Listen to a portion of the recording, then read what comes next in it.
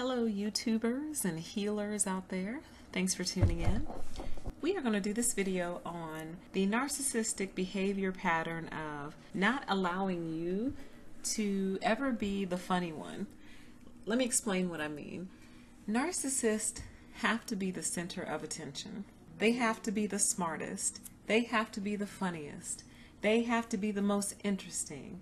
They have to be the one that has the most culture and who's tasted the most food and been to the most places.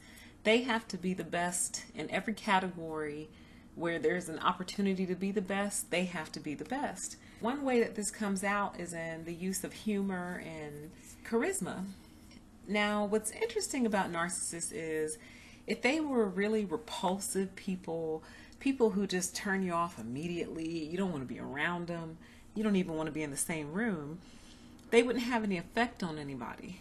Narcissists are often very, very charismatic, very, very funny, very, very charming, very appealing.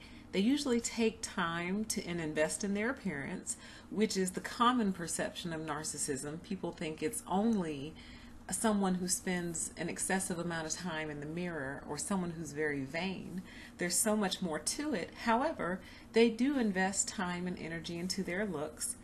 And when you combine all those things, you end up with a person who people are naturally drawn to. And so part of that allure is their use of humor. You'll come across narcissists and you almost always find them to be very funny upon first meeting them. Now, some people are naturally funny and they're not narcissists. Some people are natural born comedians and they are not narcissists. A lot of narcissists are also comedians.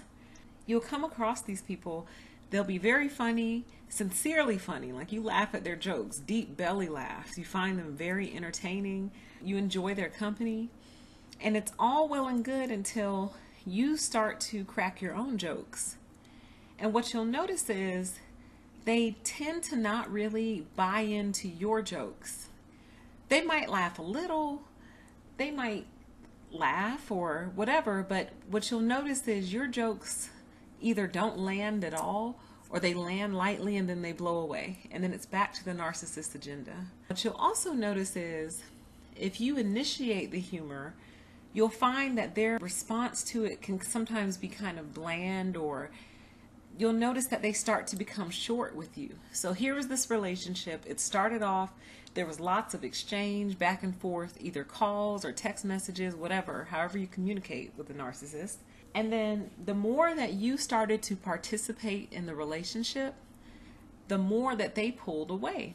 And it will leave you often wondering, well, what am I doing? Am I doing too much? And you think and you reflect and you weigh and you're like, no, I'm just doing what we've always done in the relationship since the very beginning. They seem to be pulling away though. Why is that? It's because this was never about you, honey. This was about them. This was about them being funny. This was about you being an audience. They don't want to be your audience. They are the show. They are the headmaster. They are the main act. They are the show. So they don't want you to draw attention, and especially not from them. They don't pay homage to anybody. They're narcissists.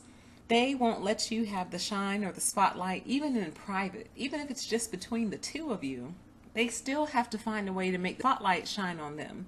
So this is when you'll get the sense that the relationship is very one-sided. It's all about them. And then it starts to come out in other ways, not just humor. So you want to talk about your work day after they talked about theirs for an hour. You want to talk about yours and suddenly they have to get off the phone. Or here's one of my favorite. They will suddenly get very busy on their end. So they're ordering food at the drive-thru.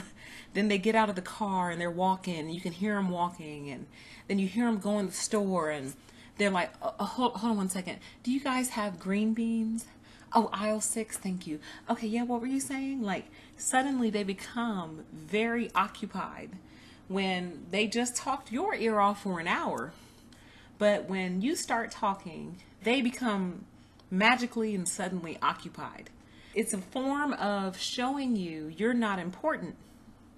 It's a form of showing you that this relationship is not about you getting energy and airtime. It's about me. You're only really supposed to listen to me, and when I'm done, the conversation's over. So they'll get very busy, and usually they'll say, hey, let me call you right back.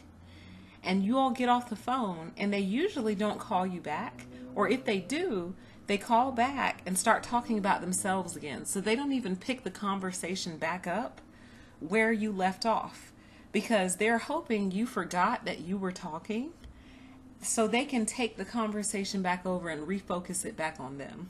They're very sick people.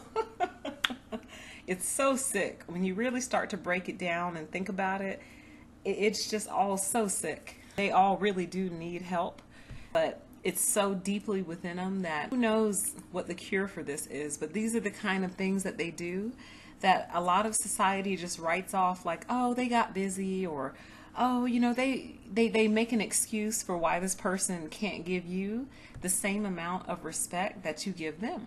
So pay attention to that kind of stuff. And if you have to be involved with this narcissist, if you can't break the relationship, then my recommendation would be, say, for example, when they call you back and switch the subject, switch it back. Say, oh, I wasn't finished telling you about XYZ. Switch it back. Take the conversation back. Force them to be good people. You have to force them to be good people.